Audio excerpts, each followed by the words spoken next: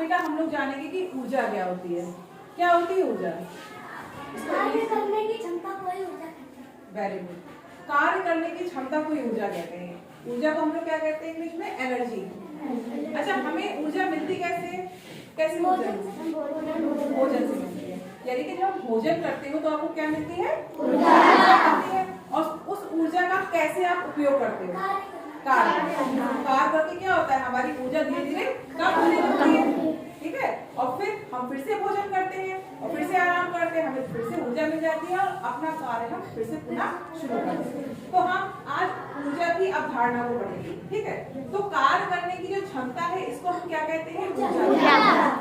आज हम ऊर्जा के दो रूप के बारे में पढ़ेंगे। ऊर्जा के बहुत सारे रूप होते हैं, ठीक है, लेकिन आज उन्हीं में से हम दो रूप के बारे में पढ़ेंगे।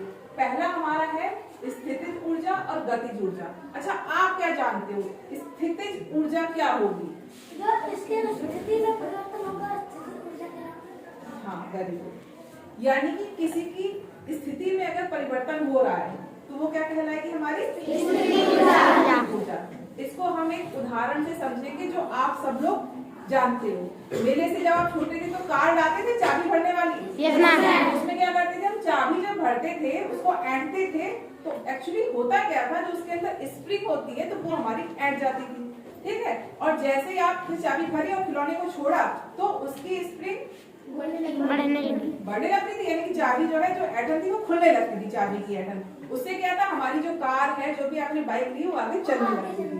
तो वो इस स्थिति के कारण थी, है ना। किसी वस्तु में उसकी स्थिति के कारण जो उत्पन्न ऊर्जा होती है वो क्या कहलाएगी? स्थितिज ऊर्जा। जैसे कि चाबी वाला खिलौना, तो आपकी जो चाबी थी, ठीक है, उसको आपने ऐंठा था तो ये हमारी क्या थी? स्थितिज ऊर्जा। क्योंकि स्थिति थी कि चाबी को आपने जब ऐंठा तो स्प्रिंग हमारी घूमी और जैसे ही आपने चाबी को छोड़ा तो स्प्रिंग खुल गई, है ना, और हमारा खिलौना आगे बढ़ गया। ठीक, नेक्स्ट हमारा है गतिज ऊर्जा। अब नाम से ही लग रहा है, देखो सब चीजें जो विज्ञान की होती है वो नाम पे डिपेंड होती हैं। अगर आपने उसके नाम को अच्छे से समझ लिया तो वो पूरी अपनी बात कह देती है। जैसे कि गतिज ऊर्जा, ये अपनी बात कह रही है, यानी कि गति से कोई ऊर्जा होती होगी ना।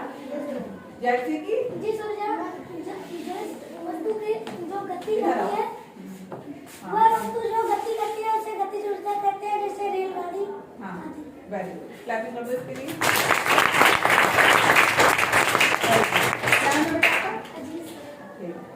बच्चे ने क्या कहा कि गति से जो ऊर्जा उत्पन्न हो रही है, यानी कि आपकी जो हवा चल रही है, वायु चल रही है, उसमें भी गति है।